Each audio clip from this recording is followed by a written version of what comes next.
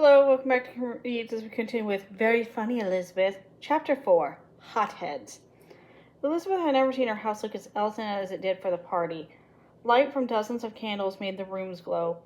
The light flickered and danced on the ceilings and walls, seeming to keep up with time with the music the musicians were playing in the parlor. Sprigs of holly and ivy tied with red ribbons hung at the windows, and garlands of holly and ivy were looped over the doorways. Over the musicians' music stands and along the dining table. The table itself was covered with silver, crystal, and china dishes, so fine they were pearly and translucent. Even the food was beautiful. Golden pearls, sweetmeats, iced cakes, nuts, and candied figs were piled high on the pyramids. In the parlor, all the furniture had been pushed against the walls to make place for the dancing. The rugs had been removed, and the floor had been polished until it was gleaming. Annabel danced with Mr. Cole, and Elizabeth had to admit their sister looked lovely. Annabel's dress, made of pale yellow silk trimmed with lace, was as pretty as a snowflake. Annabel truly was the belle of the ball. She stepped lightly, turned, curtsied, and twirled gracefully as she danced. In fact, all but two of the dancers moved so effortlessly across the shining floor that seemed to be skating on smooth ice. Elizabeth watched the two awkward dancers, Miss Priscilla and Lord Harry, very closely. They made a rather mismatched couple because Lord Harry was so much taller than his sister. Elizabeth did not see how they could possibly speak to one another. Miss Priscilla was nose to nose with Lord Harry's silver coat buttons, and Lord Harry's nose was in danger of being lost in Miss Priscilla's towering wig. Lord Harry looked too worried to speak anyway. His eyebrows were frightened too high, and he steered his sister around the dance floor as if she were an ox he was back into the harness of a plow. Miss Priscilla was too puffed up with pride in herself and her wig to notice how gracelessly she and her partner were dancing. She had a snooty, snobbish expression on her face underneath her snowbank of hair. Elizabeth stared at the snowbank particularly. She was worried. Surely the room was warm enough. Why weren't the snowballs melting? Oh, she'd wish they'd hurry. At any moment, her mother might come into the parlor from the entry hall where she was greeting guests. Then Mr. Cole would stop the music and announce Annabel and Lord Harry's engagement. And Miss Priscilla would tell everyone that Elizabeth was going to England too. Once she did, Elizabeth would have to go.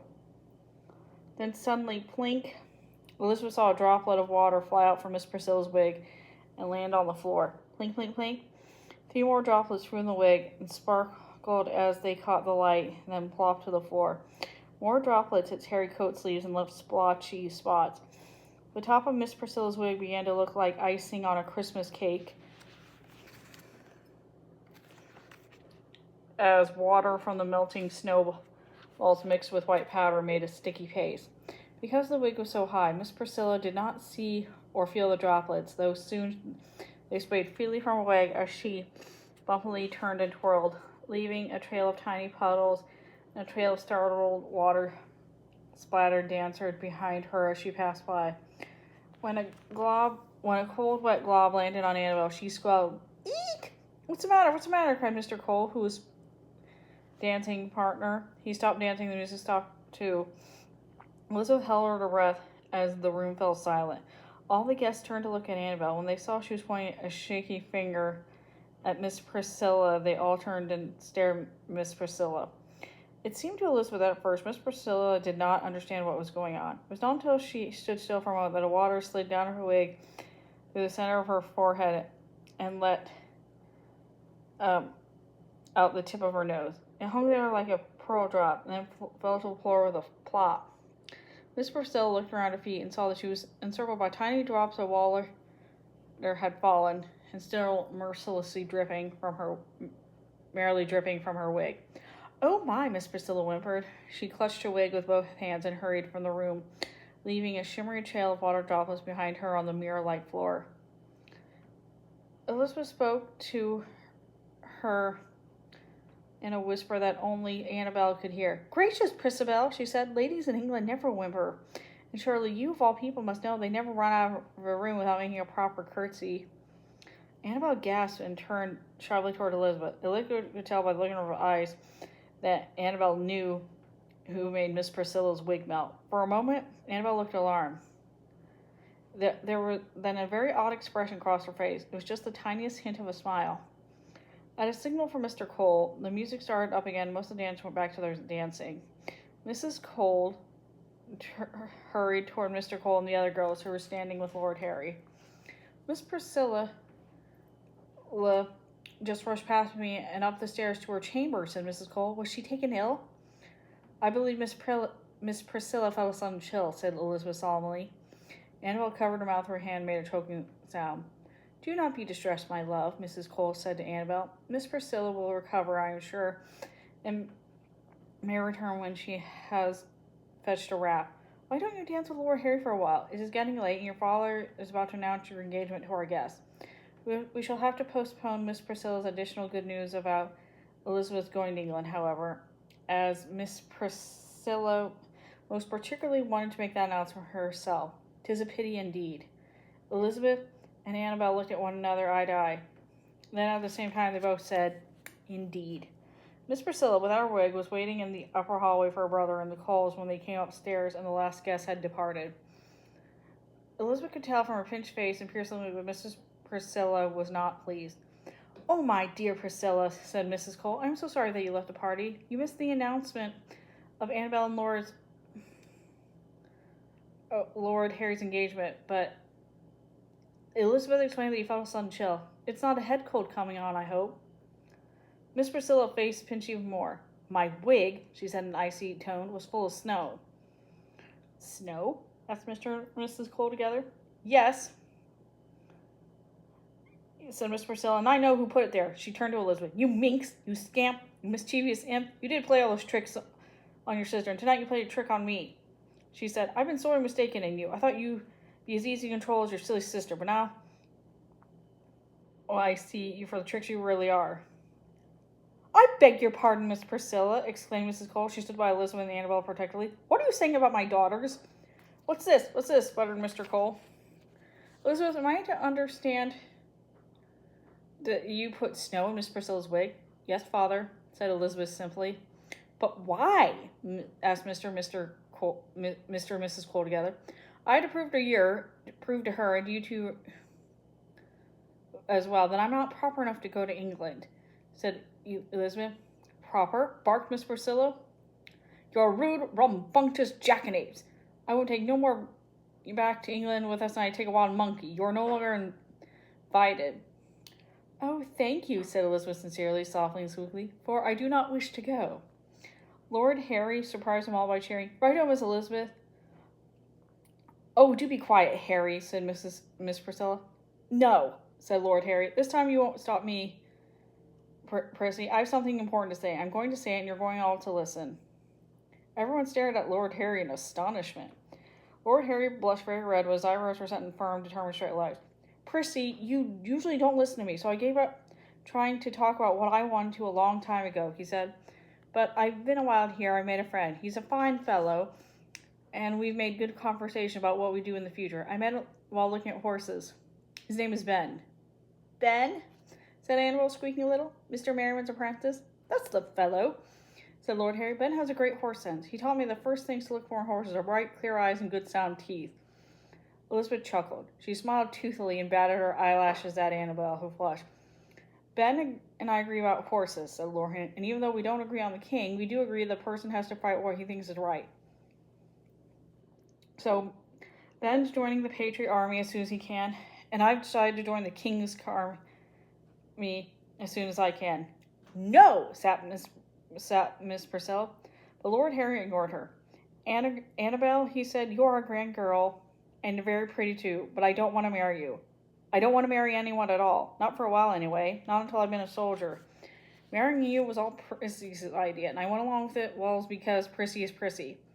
I'm sorry. I should have spoken to you about this before your father announced our engagement. But I didn't have the courage to stand up to Prissy until I saw Miss Elizabeth do tonight. I hope you'll forgive me about breaking engagement.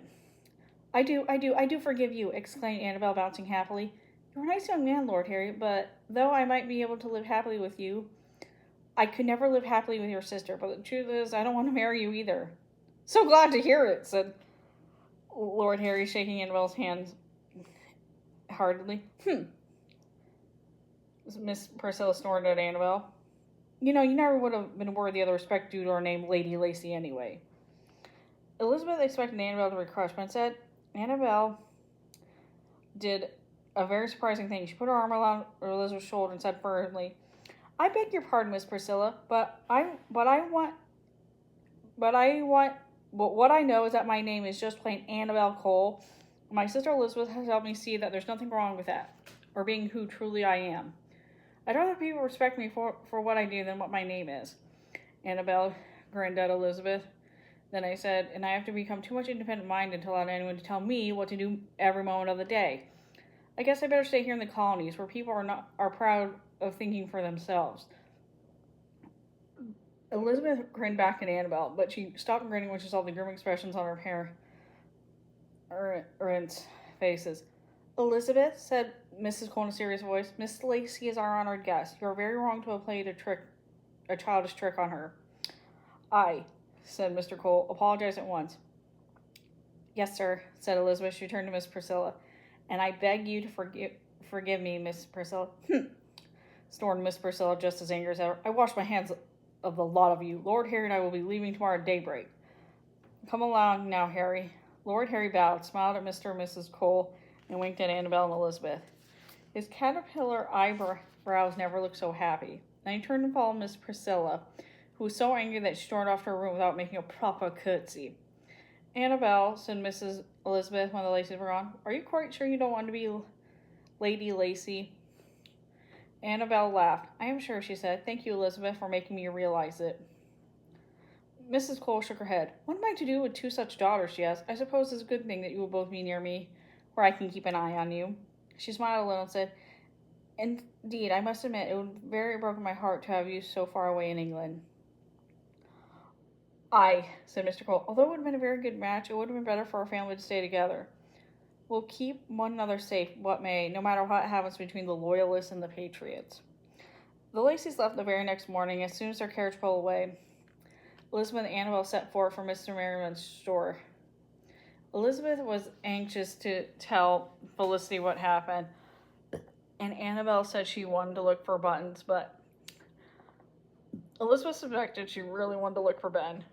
Elizabeth was so happy and excited that she flew along at a brisk clip, her feet hardly touching the bumpy brick feet. "Bitsy," huffed Annabelle behind her. "Do slow down. Gracious, you're so bouncy." Elizabeth stopped short, mid-bound. She turned to look at Annabelle and saw instantly that the friendly, grateful sister who had spoken to Miss Priscilla so simply the night before was gone, and Annabelle was back. Elizabeth sighed. She trudged toward Mr. Merriman's door with a heavy heart, keeping in step with Annabelle. Felicity practically danced with courtesy, met Elizabeth and Annabelle at the door of the store. "Do tell me," she said. "I saw the Lacey's carriage leave this morning. What happened?" "Well," said Annabelle grandly, "thanks to me, all is well. Bitsy and I are going to stay in Virginia." She craned her neck to look around the store. "Is Ben here?" "No, I'm sorry, he's not," said Felicity. "He's out making a delivery." "Hurrah!" grumped Annabelle. Then she flounced off to look at Button. When she was gone, Felicity said, "I am gladder than I can say that you are not going back to England," Elizabeth said.